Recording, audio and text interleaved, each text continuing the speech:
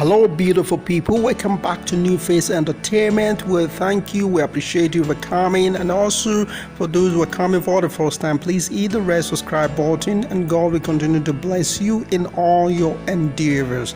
Thank you. Send old generation out of power. Ex-President Olusegun Obasanjo tells African youth. They have come again, they have come again. See them, they have come again. See them, they have come again. Oh, I laugh in Spanish. Well, let's read the report, then I'll give a little comment afterwards. Former President Olusegun Obasanjo has advised African youth to come together and use their electoral power to kick out the older generation from all leadership positions. Wow, that is really a laughable statement. How can you imagine? All the older generations, we know the older generations are really a big issue in this country, but what can we say about countries that have older generations in their leadership positions, and yet the country is doing very well? So what are we talking about here? Well, let's read, continue with the report. Please subscribe. Speaking out an interactive section held virtually to mark this year's International Youth Day on Wednesday, August 12th, the former president said unless old people are forced out of the political stage, they will continue to occupy the leadership position. Tell your friends to subscribe to this channel. Subscribe to this channel is very free. Statement. Unless you squeeze out those who are in office and those who want to remain in office perpetually, some after the age of 80, unless you squeeze them out, they will not want to be out. The type of change I am talking about that I believe we can all embark upon is to subscribe to the constitution of political parties in favor of youth, or if you like it, you call it affirmative action in favor of youth. For instance, if you see in the constitution of a political party, not less than 50% of those who hold executive office within the party will be less than 40 years. You can even go beyond that and say that people who will put up for election, not less than 50% of them will be less than 40 years of age. That's affirmative action. That's positive discrimination in favor of youth, is said. I laugh in Spanish. Well, we have quite a number of handful of youth in the Senate and some leadership positions, even to the local government executive level. What are they doing? They are embezzling. They are part of the embezzlement. They will say the old people are the one at the top, that they are the one controlling. Who are the one controlling? The old people controlling the youth? So it's not confusing. It is clear.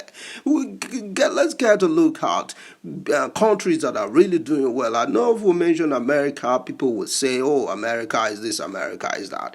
Tell me, please, the leadership positions in America, is it held by people under 40 or under 50?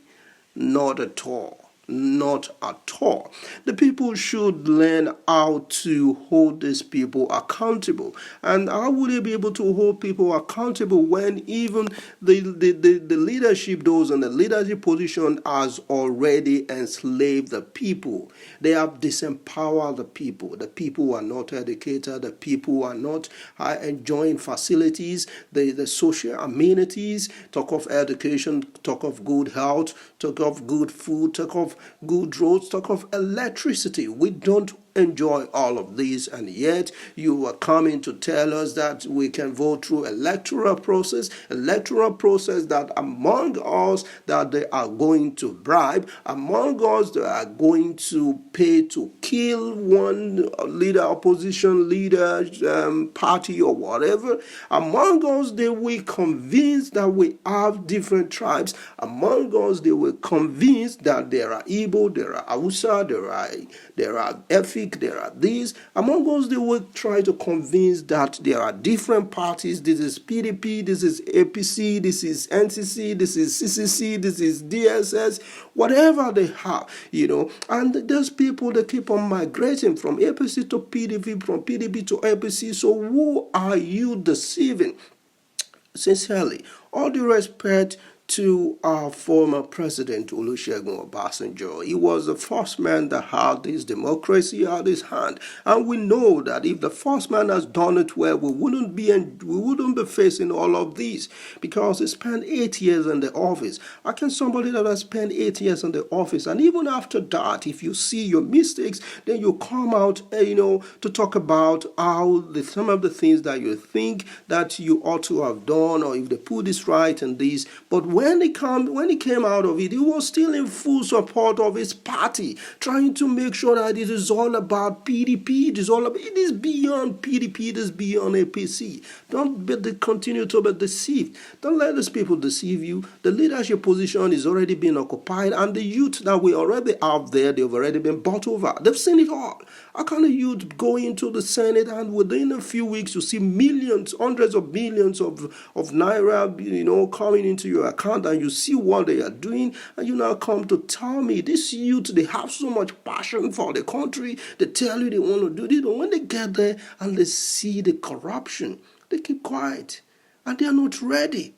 But the ones that want to come in, that we know that we can see the fire in their eyes, we can see their hearts, we can see everything. Yet the people have been convinced, the people have been bought over, they've been distracted to let us see that these people can't do it. Everybody that is going there is going to do this, is going to be part of them. So if somebody like this is coming out and you people are still listening, I'm really sorry. I'm really sorry. This is my own opinion, and I'm entitled to my own opinion. And I know you too, you are entitled to your opinion. But for me, I do not believe that having these old people in the leadership are staging them through what electoral. That is a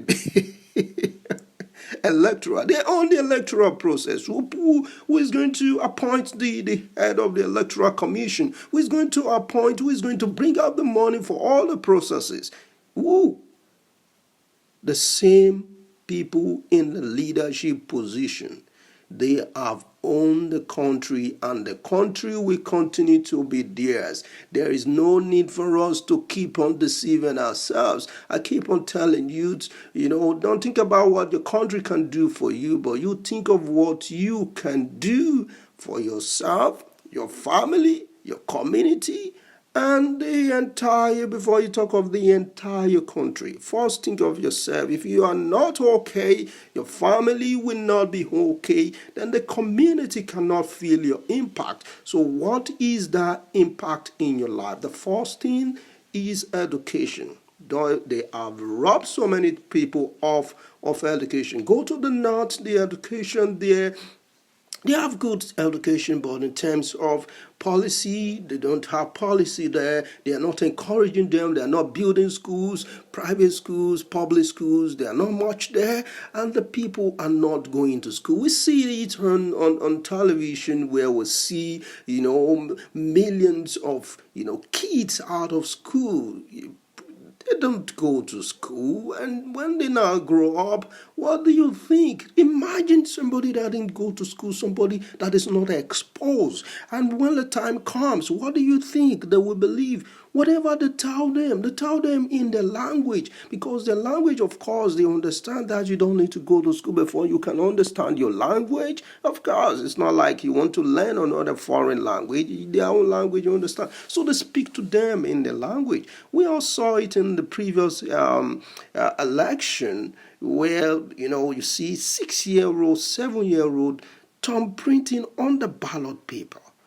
And there are even the teenagers and all that, they are ready to die just for the money or for the sweet talk that will give them. We could see all, remember, we have some northern leaders that are beyond 40, 50-year-old, and they are willing to put their life on the line for every northerner, but yet those leaders, those in this position are not ready. They bought the people that you want to fight for, they bought them over. So whatever you fight is just going to be of waste. So if you are a youth and you are listening to this, please don't listen to such advice that you believe. It is a make-believe. Don't let people like this make you to believe that you can outstage any leadership position through electoral process. Forget about the electoral process. Forget about any other means, but focus on yourself.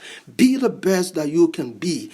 Help yourself, help your family, extend it to your friends, your community, and then if this is multiplied everywhere, we will have a better country, because then we are more enlightened, we are more empowered.